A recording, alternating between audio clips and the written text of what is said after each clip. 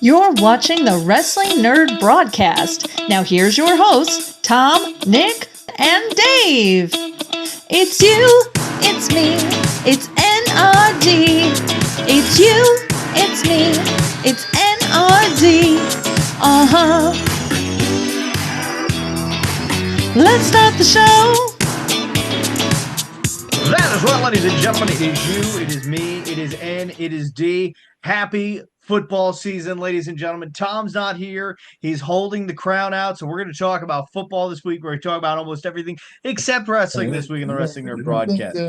Ohio State versus Texas. This Saturday, Lee Corso's final college game day. OH, baby. OH. Okay? Football season. And you know what? I didn't watch, and neither did Nick. Two different reasons. He's a responsible father, and I'm an irresponsible adult who went to the county fair today. I didn't watch Forbidden Door. I didn't watch Heat Wave. I followed it on Twitter. You know what I did watch, though? I watched the best punch thrown all weekend, and that was during a Bucks game. That's right, ladies and gentlemen. Undrafted free agent. Former Buccaneer. Former Buccaneer and undrafted free agent Shiloh Sanders let preseason pressure get to him. And I'll say this, ladies and gentlemen, before anybody jumps on my back before saying like, oh, you're just getting on him because he's Diaz. No. Shiloh Sanders probably wasn't making the team. No. The punch just made it easy. You don't fucking throw punches. Especially in somebody wearing a helmet. All I can help but think is, are the Sanders like the balls of the NFL? Like how the balls in the NBA? Like, ooh, that's a solid comparison. Even though I would say that I don't know, like Dion is far better in the NFL than Lamar Ball was in the NBA. Yeah, I'm gonna say all the balls, but some of them are probably gonna end up being better than I don't see any of the Sanders kids making it any far. I don't know. Has Shedeur Sanders officially made the Browns yet? I think that he is, but I think he's going to be third string, is what they're saying. We'll see. A lot more will be known by the time this episode comes out. Before we get any farther, I want to say this episode will be coming out on Tuesday. Yes. And that is my son Caden's first birthday. So happy birthday, Caden. 1 year old already. Pretty crazy. Ladies and gentlemen, there we have. That's the episode. This is Caden's birthday party. Thank you for coming to it. Yep. For those of you who aren't legally allowed to attend a 1 year old's birthday party, you know who you are. But we appreciate you subscribing anyway. Yeah, holy shit. That punch was terrible. You know what even was worse? The punch thrown by Rampage Jackson's son in a wrestling ring. That almost killed the man. He just kept swinging till there was blood flowing from his ears, apparently. I don't have any information on this. I don't have much. I allegedly, I saw the man, what is his name? Raja? It's Rampage's son. It's like R-A-J-A. I don't know how to Raja, I think maybe. Raja. But all I saw was like a guy who looked like Eric from the Viking Raiders slam a beer can on his head out in the parking lot. And then all of a sudden, next thing I know, I see Raja slide in the ring and just start beating the shit out of this guy.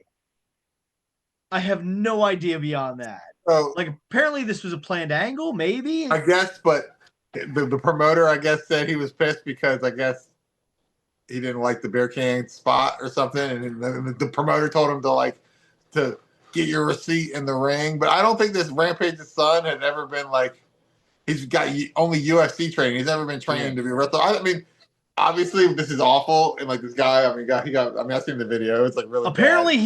he's okay now, he's conscious now. Yeah, he was not good and stuff. But I don't think he should be running angles like this with people that aren't trained in the no. You know what I'm saying? It's just you're asking for trouble. And with Rikishi, it's like the Rikishi's promotion. Rikishi was the owner. Yep.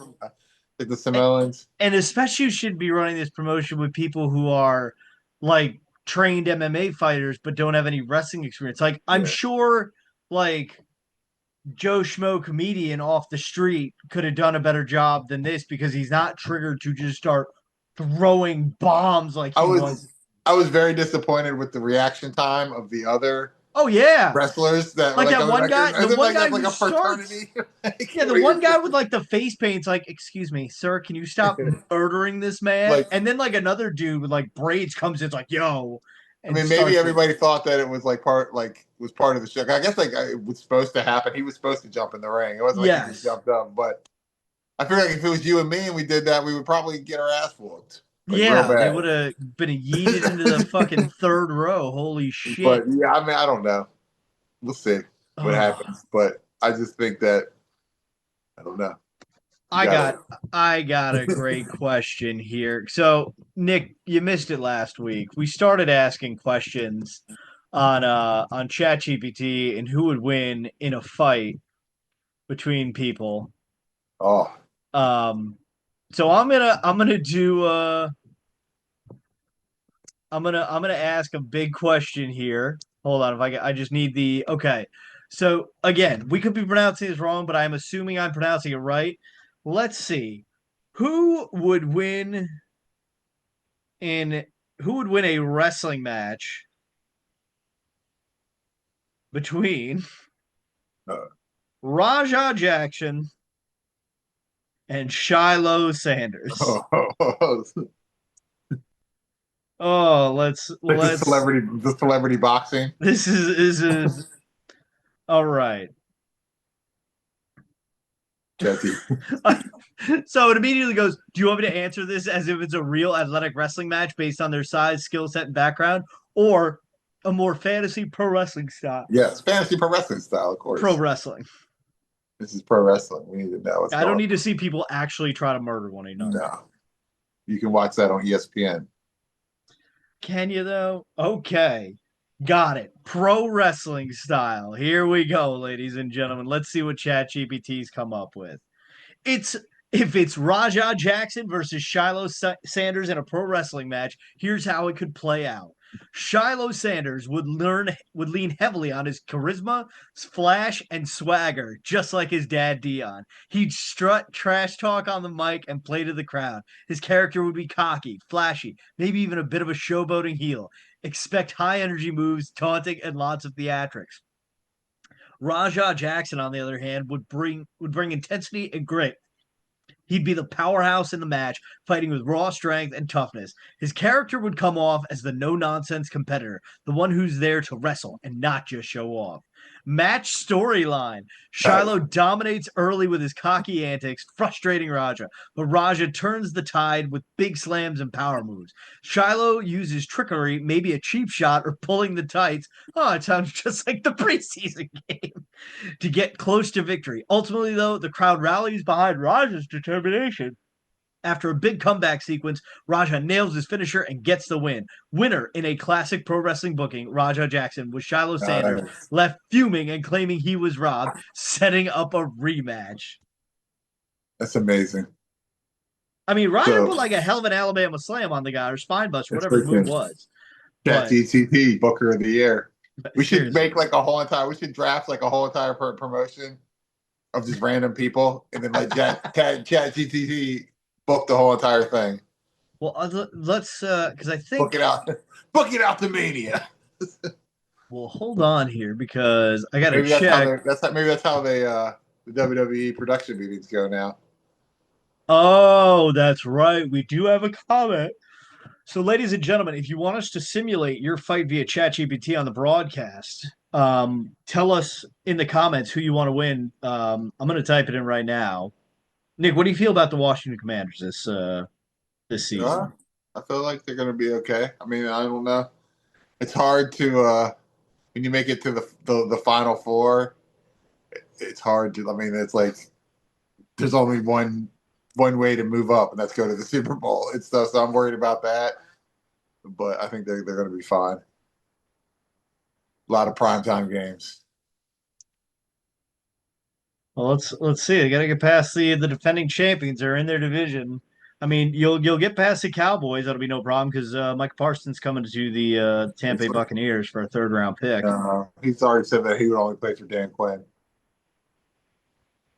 Let's see what we got.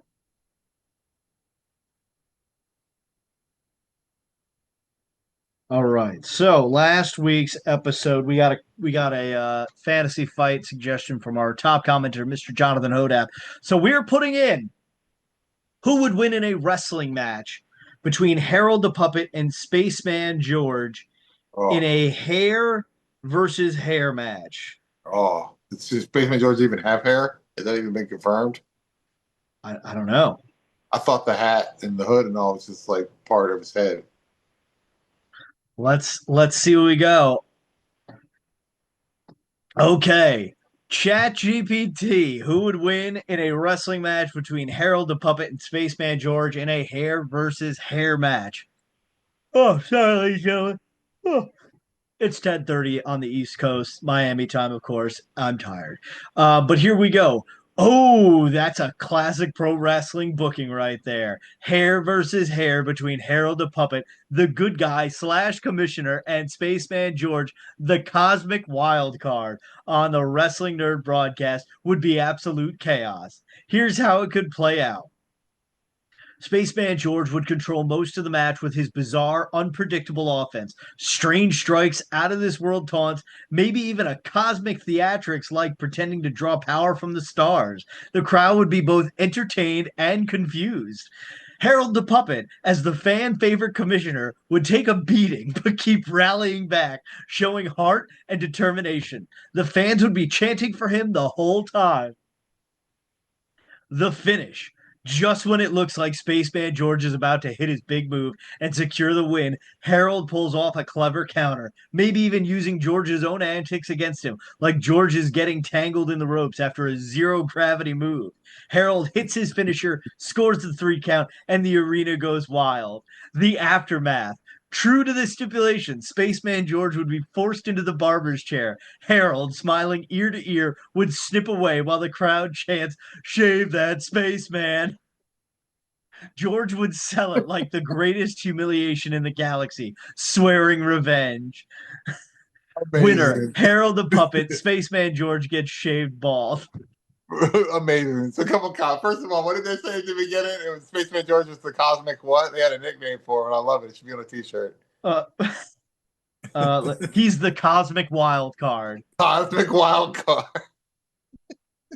Coming at Spreading you, cosmic chaos across the galaxy. But so that's Shave amazing. the First of all, spaceman. so a thought just came to my head. Oh, Since we don't have a king, and we were talking about a tournament.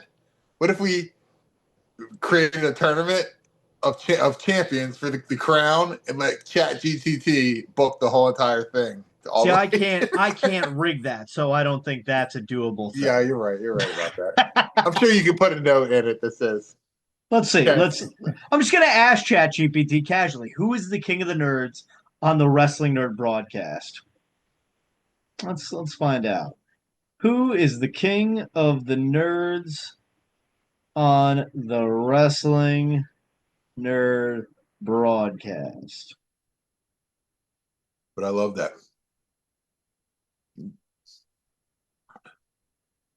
George is. Whoa!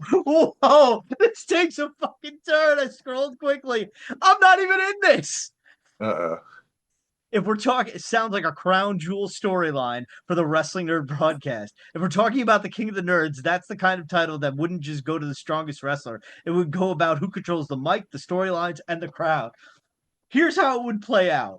Harold the Puppet, the commissioner, the authority, and has the fan support. He'd be the people's king, the fair and noble ruler type. Gerald the Puppet, his evil twin, would claim he is the rightful king, turning it into a power struggle with dirty tactics and villainous speeches about being the true puppet monarch. Spaceman George would argue he's the king of the cosmos, trying to elevate the title beyond Earth itself, complete with wild promos and intergalactic destiny. Nick Carpenter and Tom Sasso could both make cases for being the workhorse kings of wrestling on the nerd mat, backing it up with grit. But in classic pro wrestling booking, the King of the Nerds would probably be crowned at a big King of the Nerds tournament or a Royal Rumble style battle ending with a shocking swerve. I could see Gerald the Puppet cheating his way to victory and declaring himself the Tyrant King, only for Harold or another babyface to start a rebellion storyline against his rule. So the answer? Gerald the Puppet would claim the crown but the real king of the nerds in the fans' hearts would be Harold the Puppet. That sounds pretty good to me. Fucking wild. My favorite part is that Dave, you're not I'm not including it in anyway. Well, here's the thing. I don't think I've ever put myself as a character in the Wrestling Nerd Broadcast on ChatGPT. I think Is it like learning? Is it like building a I think profile? it kind of learns because I've asked things. I'm like, because like I would say like, oh, who wins in a fight between Harold and Gerald? Both they're evil brothers or whatever on Just the building a broadcast. profile about our nonsense. I love it. This is This is what it was designed for. Obviously, This is truly what it was designed for. I'm going to ask it the biggest question of all time. What is the greatest micro brawler of all time? And it's going to say Microman from AAA, I bet. Oh, it's thinking. It's never thought this long. Oh. Okay, here we go. The title of greatest micro brawler of all time definitely depends on how you define greatness. Popularity, sculpt, detail, collectability, or personal nostalgia. Here's a breakdown to help crown a worthy contender. What makes a great micro brawler? Micro brawlers are roughly 3 to 3.5 inch style vinyl figures, collectible, often limited and packaged with personality. Several key traits define their greatness: iconic design and presentation. Figures like King Kong Bundy, Papa Shango, and Jim Ross stand out with standout poses and character fidelity. What the fuck? Nostalgia and rarity. Limited runs and surprise drops like mystery grab bags or elusive variants give certain micro brawlers legendary status among collectors. Community buzz. Fans often highlight characters like Blue Meanie, Papa Shango, and King Kong Bundy when talking micro brawlers. Who the fuck's talking about the Blue Meanie? Yeah, King Kong Bundy. Who's talking about King Kong Bundy? The top contenders. Let's highlight a few favorites, often touted as the greatest. King Kong Bundy, Papa Shango, Blue Meanie. I'm not even reading their descriptions here. Jim Ross. Others often mention Bruiser Brody, Kamala, Beefcake, Arn Anderson, Scott Steiner, Funk, quotations, Terry Funk, all praised for unique design and details. Community opinions from Reddit's micro brawler checklist and collector forums. We gotta go fight people on Reddit. The fuck? The Briscoes, British Bulldog, Brooklyn Brawler, Beefcake, so many names, way too many to collect everything. Sentiment about the variety and ambition of collectors' wish list. While not directly ranking their greatest, fans do emphasize the vast appeal and strong design of the figures like Bundy and Shango, and Meanie via their repeated mentions across top lists. What? Most iconic and nostalgic. So this is now ChatGPT's take. Most iconic and nostalgic is King Kong Bundy. Most outlandish and memorable is Papa Shango, who did rank fairly high. I think he was top 10 in the first ever rankings. Most fun and quirky is Blue Meanie. Best character surprise, Jim Ross. This thing found one Reddit article and said, fuck it, that's the Bible. Yeah. So if I had to pick a single greatest micro brawler, I would tip slightly in favor of King Kong Bundy. Your thought. This is Chad is the Bundy fan. 5 count. Hit that 5 count, Chad. Oh my god. King Kong Bundy. Yeah. Jim Ross, what the fuck? With all due respect, and RIP to King Kong Bundy. Too bad Ryan's not on the show anymore. He could ask you to join his to sign his petition. I wonder how that's working out. But ladies and gentlemen, speaking of the greatest of all time, we are nearing episode 250, where we plan to have a little fun. So between myself, Tom, Nick, and several other patrons, we are going to establish a list of the 10 greatest professional wrestlers of all time. We're going to come up with 10 categories to rank those said wrestlers in with a score of 1 to 10. So, for example, you see Stone Cold Steve Austin, and then you get promo ability. You got to rank it 1 through 10. But those wrestlers, you have to rank them basically 1 through 10. So, like, you can't give a 10 to everybody. Somebody's got to get a 9, somebody's got to get 8, 7, 6, 5, 4, 3, 2, 1, etc. So we figure we'll come up with about 10 judges' scorecards on this. So this is the list that I had ChatGPT make, and then I think I kind of edited it a little bit. But actually, this might be the list it came up with. So the 10 wrestlers that I have on my list, and I want you to comment if you think there's a wrestler more deserving of being on this list. I know one already. This is in no specific order, and no, there is no Shane McMahon. I'm sorry. Already, this is not. It's already a false So list. this list in no particular order: Ric Flair, Shawn Michaels, Steve Austin, Hulk Hogan, What? Bryan Danielson, Macho Man, John Cena, Undertaker, Bret Hart, and Kenny Omega. That is a solid top 10. Pretty good list.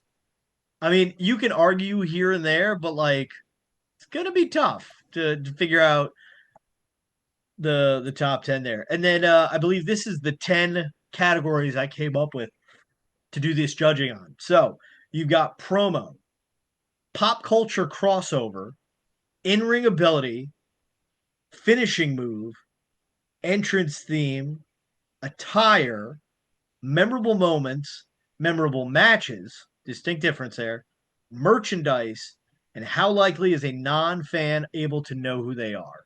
Okay. And what are we gonna do? We're gonna take everybody's numbers and like add them together. I will average. Yeah, we'll add them become like an together. average out so that we have like a. Like you add it all up. So this way, like if I give, John Cena's got 100 points for me, and he's got 15 from you, or whatever. He's got 115 points.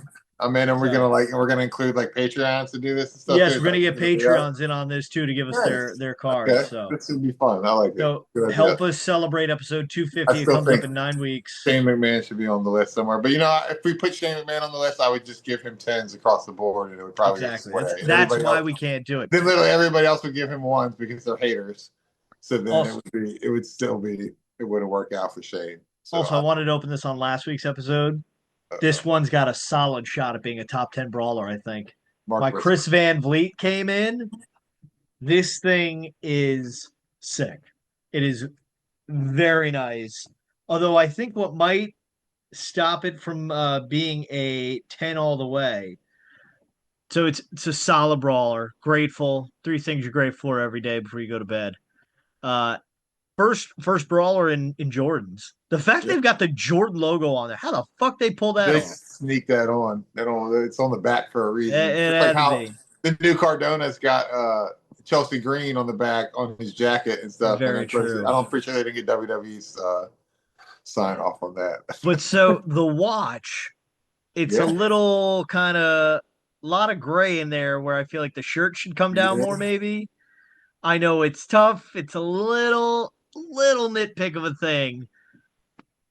I still say that this guy is still number 1. Yeah. He's looking to run it back to back. You got your I can't even think of his name right now. Tony Jones? I haven't got Tony Jones yet. You haven't got your Tony Jones in yet? Tony Jones, set to come on the Wrestling NRD Broadcast eventually. We're connected on LinkedIn. And if you want to connect with me on LinkedIn too, folks, look me up. Dave Canning, best entertainment. Whether you're looking to move across the street or on a dance floor, I'm your guy. There you go, ladies. Maybe you need to do both at the same time. Maybe. You never know. Moving with entertainment. Move. A broadcast that moves you. So, we got anything else? I mean, I'm still taking in the bookings of fucking wild. ChatGPT's wild. Yeah. So yeah, ladies and gentlemen, put in the comments who you want ChatGPT to put into a simulated fight. Yeah, we're gonna have a tournament. Read off the best ones. Tom is busy today, so share some love for Tom in the comments. And until next time, ladies and gentlemen, don't forget to check us out on Facebook, Instagram, Twitter. I think we tweeted something. I'm not sure. I can't remember. Check out Aquacare Pool Services, DJ DaveCTheVoice on Facebook, Instagram, all that good stuff. Buy our merch, ProWrestlingTees.com/The Wrestling NRD Broadcast, and that's nerd spelled N-R-D. Patreon.com/WNRDB. You can join us for as little as $1 a month. Get your name in the credits. A lot of good, cool stuff come your way, and you get to be a part of ranking the top 10 greatest wrestlers of all time. And of course, right here on YouTube, if you haven't already done so, make sure you are subscribed. If you haven't already done so, make sure you do it. So, on behalf of myself, the founding father, Mr. Nick Carpenter, and your soon-to-be 2025-2026 Super Bowl champion Tampa Bay Buccaneers, don't forget to tell your mother you love her every day because, like Kevin Durant said, Mom, you're the real MVP. Good night, everyone, and God bless America. Happy birthday, Caden.